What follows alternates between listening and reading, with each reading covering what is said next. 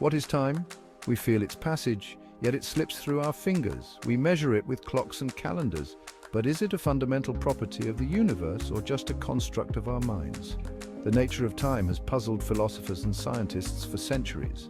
Our everyday experience suggests that time flows linearly from past to present to future. We remember the past, experience the present, and anticipate the future. But what if this perception of time is an illusion, a trick of the mind? Some physicists argue that time, as we commonly understand it, doesn't exist at the most fundamental level of reality.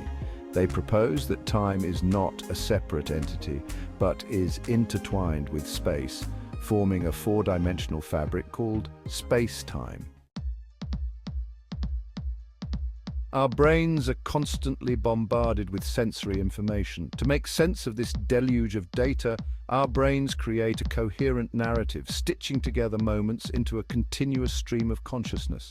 This process, however, is not instantaneous. Imagine watching a movie. What you perceive as a continuous flow of images is actually a series of still frames projected rapidly onto a screen. Similarly, our brains create the illusion of a seamless flow of time by piecing together discrete moments. The speed at which our brains process information varies depending on factors such as attention, emotion, and sensory input. When we are engaged in novel or exciting activities, time seems to fly by. Conversely, time seems to slow down during moments of boredom or fear. This elasticity of time suggests that our experience of it is subjective and malleable.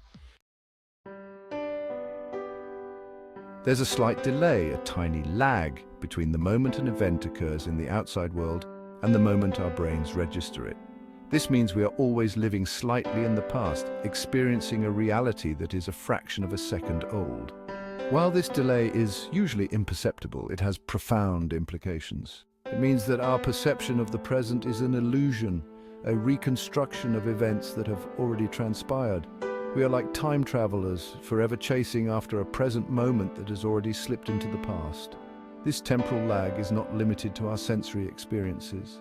Our thoughts, emotions, and memories are also rooted in the past. Our current state of mind is influenced by a lifetime of experiences, shaping our perceptions, beliefs, and actions.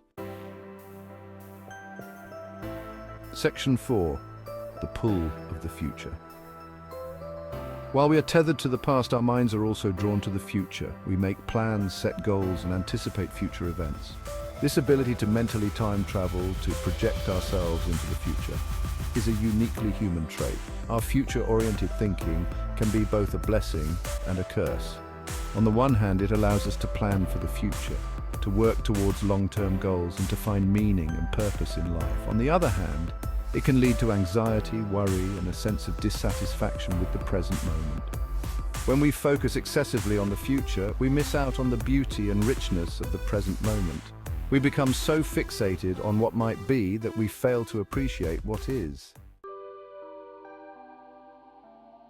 Section 5. Finding the present moment.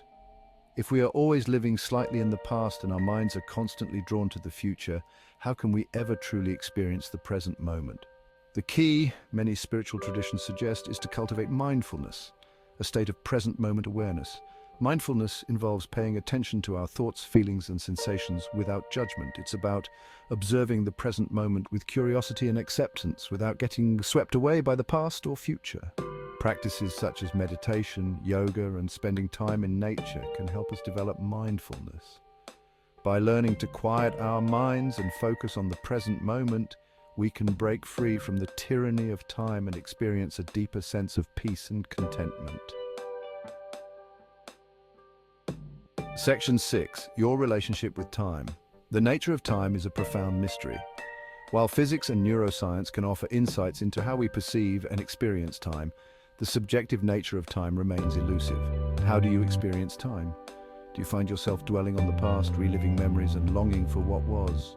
Or are you future-oriented, always planning, striving, and anticipating what's next? Or perhaps you're able to find a balance to appreciate the present moment while also acknowledging the past and future. Your relationship with time is unique and constantly evolving.